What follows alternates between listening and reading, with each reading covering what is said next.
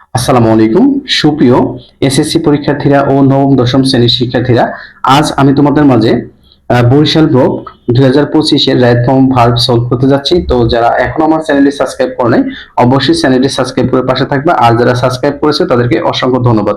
তাহলে চলো কথা না বাড়িয়ে আমরা শুরু করি।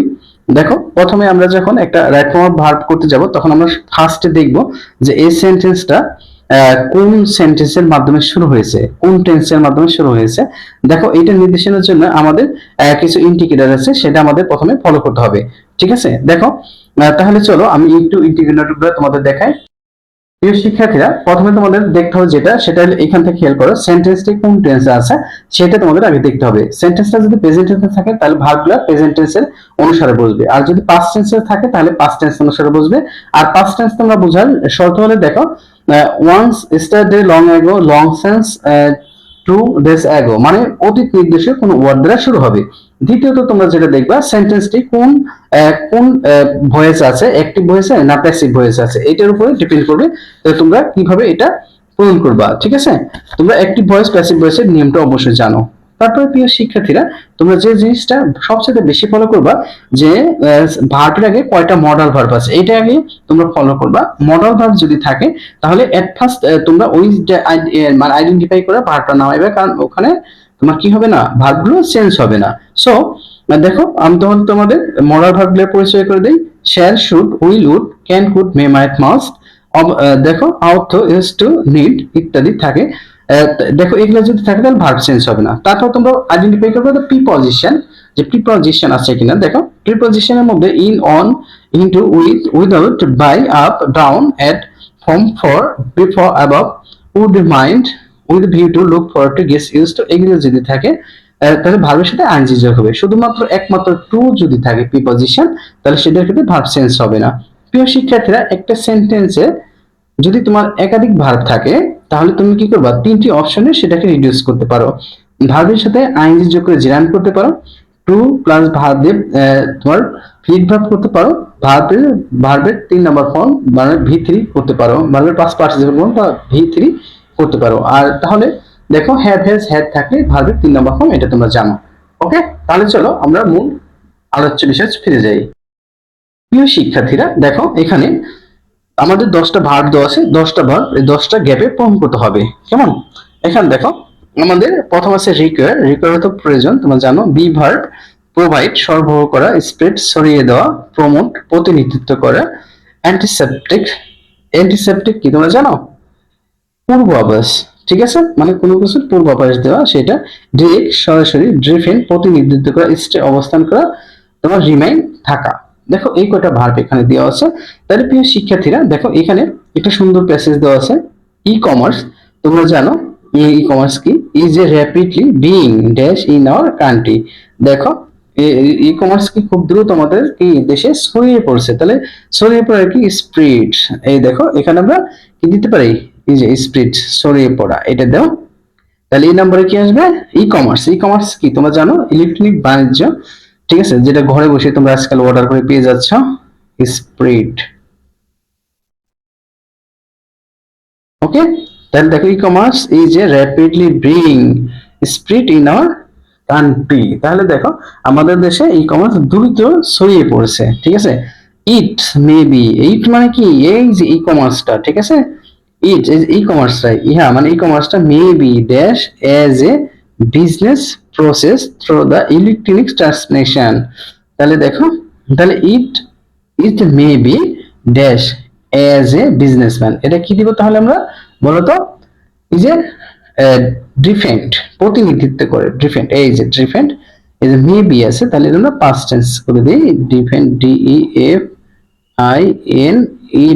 Defined, defined as a business process through the electronic transmission. তাহলে এটিকে ইলেকট্রনিক ট্রান্সমিশনের মাধ্যমে একটি ব্যবসায়িক প্রক্রিয়া হিসেবে সংজ্ঞায়িত করা যেতে পারে। কেমন? তাহলে দেখো প্রিয় শিক্ষার্থীরা, বায়ার এন্ড সেলার, ক্রেতা এবং বিক্রেতা, are not dash to talk face, কি করে না, দেখো ক্রেতা এবং বিক্রেতাদের আর কি মুখোমুখি কথা বলার প্রয়োজন পড়ে না। রিকোয়ার কোথায় আমাদের, এই যে রিকোয়ার্ড, আর নট রিকোয়ার্ড, রিকিউ UIRED রিকোয়ার্ড, ঠিক আছে। দেখো রিকোয়ার্ড বানানটা আমি এখানে লিখে দিই যদি তোমাদের আবার সমস্যা হয়। REQUIRED রিকোয়ার্ড, প্রয়োজন পড়ে না। কি প্রয়োজন পড়ে না? কি মুখোমুখি কথা বলার, ঠিক আছে। We may get our requirement products. দেখো we may get our requirement products, আমাদের প্রয়োজনীয় পণ্যদ্রব্য আমরা কি করতে পারি? ড্যাশ এট হোম, কি করি আমরা বলো তো? স্টেইং, ঘরে বসে অবস্থান করে। স্টেইং, স্টে, দেখো এখানে ভার্ব আছে কয়টা?